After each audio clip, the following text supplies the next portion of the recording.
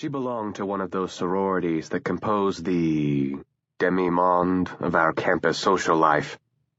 Girls from those sororities weren't supposed to be invited to our dances or brought over for Sunday dinners when our guest lists appeared in the campus social columns.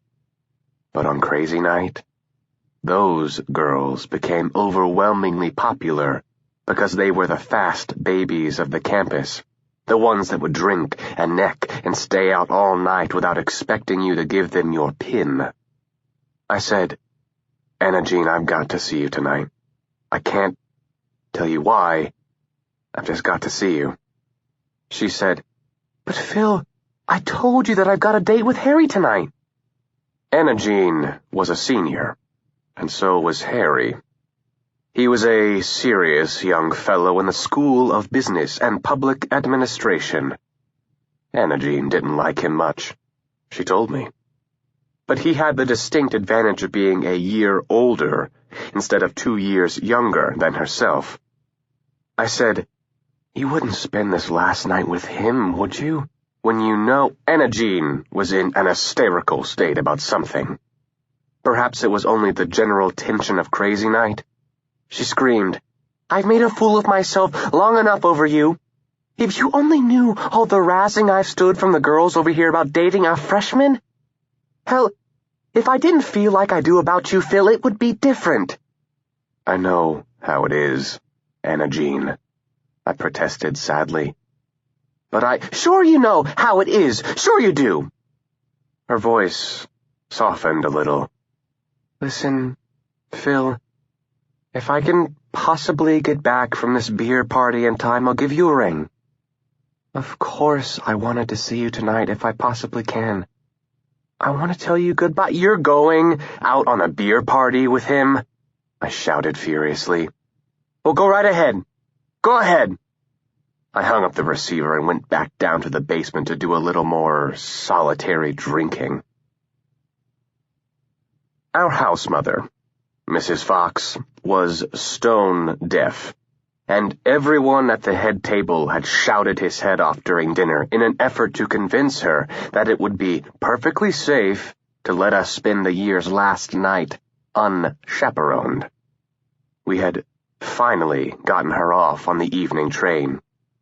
"You'll be good boys," she begged from the train window as the train pulled out, and our house president, smiling and waving his hat, had called back to her, "Thank God old Foxy's gone." That was just an hour ago. It was now 8 o'clock, but already crazy night was beginning to hit its usual stride. There was a barrel of beer at each end of the basement, and a tub of ice, soda, and ginger ale in the middle. The floor had been waxed for dancing.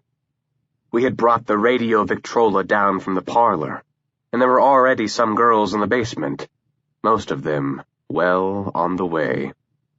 I looked around and wondered what to do with myself.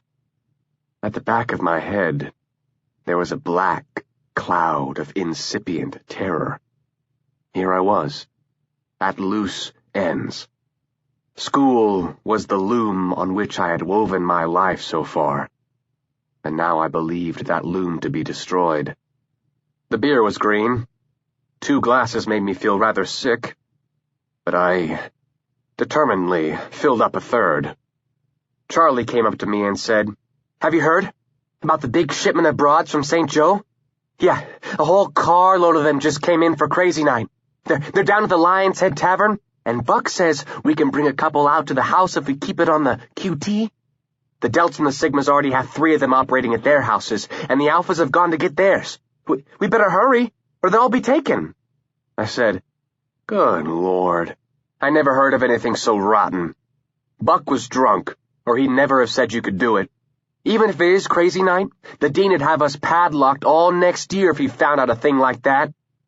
Then I remembered that next year I wouldn't be here. I would be God knows where. So, I shrugged my shoulders and started drinking down the 3rd glass of green beer, though my stomach was already shaking itself just like a wet cat. About 15 minutes later, the girls had arrived and were